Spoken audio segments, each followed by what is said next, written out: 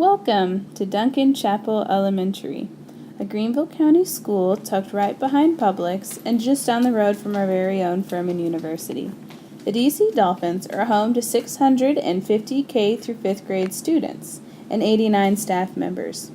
Every morning, students from the surrounding area come in the doors at 7:15 to learn, grow, and evolve as future community members.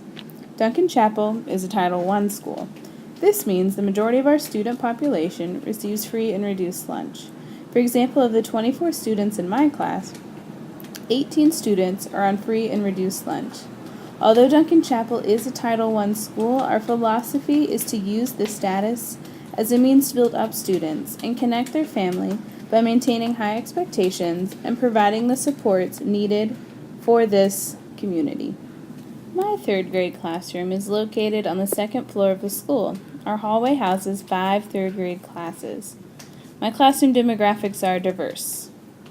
11 white students, 6 Hispanic students, 4 African American students, 2 multi-racial students, and 1 Asian student. Our backgrounds and perspectives are different, and for good reason. The experiences of our culture, our socioeconomic status, and our beliefs are all different. I spent a significant amount of time in the beginning of the year focusing on creating a community. Our class doesn't have to have the same backgrounds to work together, but we do spend every morning welcoming each other by shaking hands and saying the phrase, "I'm so glad you're here today." This morning meeting shows students that their presence in school and in this classroom are valued.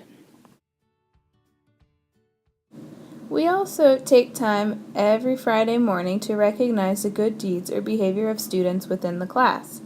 I write down, and sometimes students come to me, to share a time when another student was caught being good, or a time when they were able to do the right thing. Those students are recognized individually by being given a brag tag that they can wear on Friday mornings in the classroom. Our class celebration has students supporting one another and lets the individual feel proud of their accomplishments.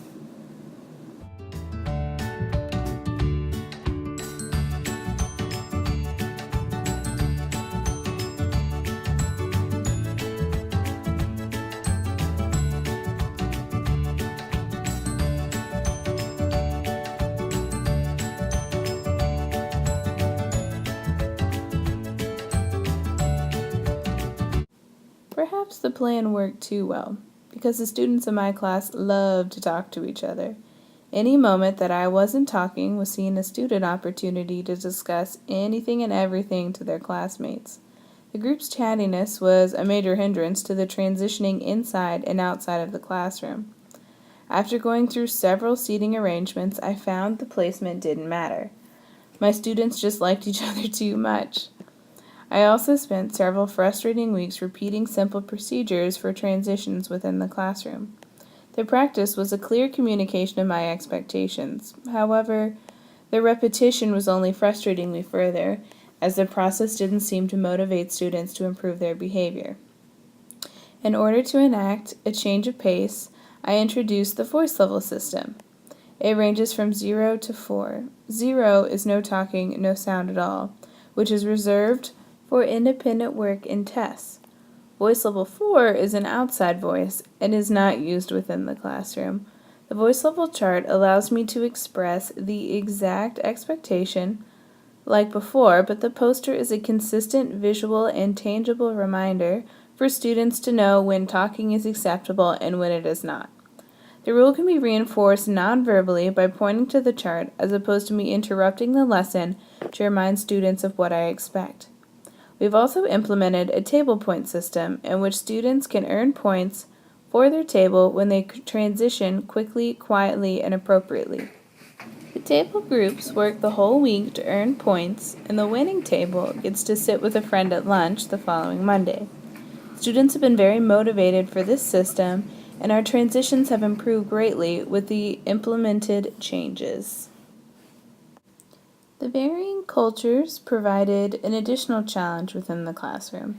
The ability level of students also varies greatly. This is especially true of my ELL students who require additional structure to lessons. It's not enough just to read passages aloud or seat students closer to me. Two questions I always ask are, how will I get the students to connect to this material, and what is the specific skill I want students to know? Once I can answer these questions, I found it easier to make student accommodations within the classroom. For a specific lesson, I will spend the whole group time expressing the importance or relevance of the content presented. The second goal is to present the activity while modeling expectations for students. When students are released to independent practice, how the skill is practiced varies. For some students, the accommodation simply means partner work. For others, it means more structured notes. In this lesson, I made the decision that writing the sentences wasn't the most important skill. It was identifying parts of a sentence. So for those ELL students, or students who struggle with visual processing and writing skills, I gave out notes with the sentences already printed. In this case, students are still expected to exercise the same skill as their peers, but the additional task of writing sentences is eliminated. For one of my students who recently moved to the U.S. from Mongolia, this activity of mapping sentences is an appropriate skill, as she's beginning levels of learning a language. Instead, I have this student working to identify subjects, person, place, or thing using pictures. Her skill and tasks were modified based on what was appropriate for her skill level. My goal is to make transitions in classroom learning habits for these students that will carry throughout this year and for the rest of their school careers. Third grade is a year where expectations are higher. Perhaps these behavior systems will need to change as the year progresses.